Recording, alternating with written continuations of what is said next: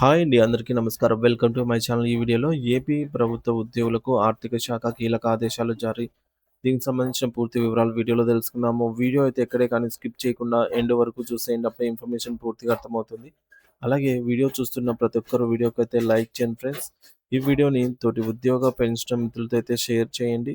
కొత్తగా మన ఛానల్ చూస్తున్న వారు ఇంకా ఎవరైనా సబ్స్క్రైబ్ చేసుకున్నట్లయితే వెంటనే మన ఛానల్ అయితే సబ్స్క్రైబ్ చేసుకోండి. సో, దీని ద్వారా నేను చేసే లేటెస్ట్ వీడియోస్ అన్నీ మీ వరకు రీచ్ అవుతాయి. ఇక ఆలస్యం చేయకుండా వివరాల్లోకైతే వెళ్ళిపోదాము.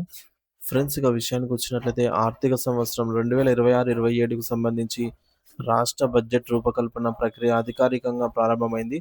దీనిపై ఆర్థిక శాఖ కసరత్తును ముమ్మరం చేస్తూ రాష్ట్రంలోని అన్ని ప్రభుత్వ శాఖలకు కీలక ఆదేశాలు జారీ చేసింది. జనవరి నెలాఖరులోపు తమ తమ విభాగాలకు సంబంధించిన పూర్తిస్థాయి బడ్జెట్ ప్రతిపాదనలను సమర్పించాలని ఆర్థిక శాఖ ముఖ్య కార్యదర్శి పీయూష్ కుమార్ గారు స్పష్టం చేశారు.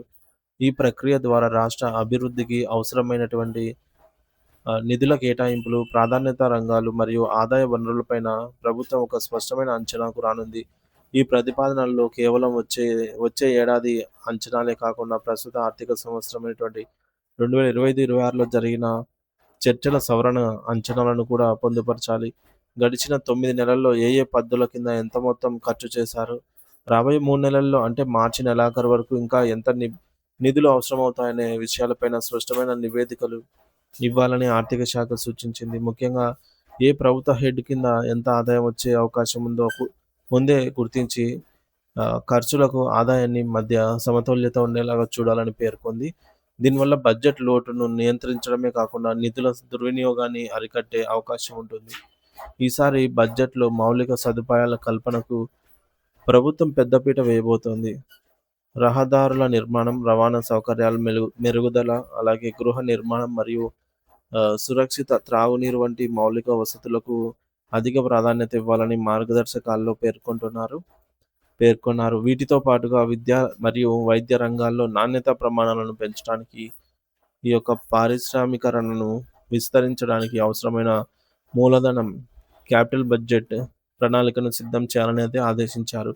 రాష్ట్ర ఆర్థిక వ్యవస్థను బలోపేతం చేసే దిశగా కొత్త పరిశ్రమల వ్యవస్థాపనకు మరియు ఉపాధి కల్పనకు అవసరమైన కేటాయింపులపై ప్రత్యేక దృష్టి సారిస్తున్నారు.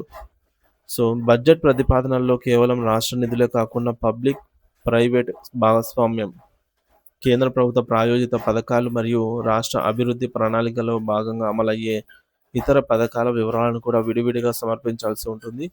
నాబార్డ్ మరియు హుడ్కో వంటి ఆర్థిక సంస్థల సహాయంతో చేపడుతున్న పనుల పురోగతిని, వాటికి కావాల్సిన తదుపరి నిధులను వివరంగా నివేదించాలి. ఈ సమగ్ర సమాచారం అందడం వల్ల ఏ ఏ రంగాలకు ఎంత వెసులుబాటు ఉంటుందో ఆర్థిక శాఖకు పూర్తి అవగాహన కలుగుతుంది. బడ్జెట్ రూపకల్పన ప్రక్రియ చురుగ్గా సాగుతూ ఉండడంతో ఏప్రిల్ లేదా మార్చి నెలల్లో ప్రవేశపెట్టబడే రాష్ట్ర బడ్జెట్ ప్రజల ఆకాంక్షలకు అనుగుణంగా అభివృద్ధి దిశగా ఉంటుంది అని అయితే అందరూ ఆశిస్తూ ఉన్నారు.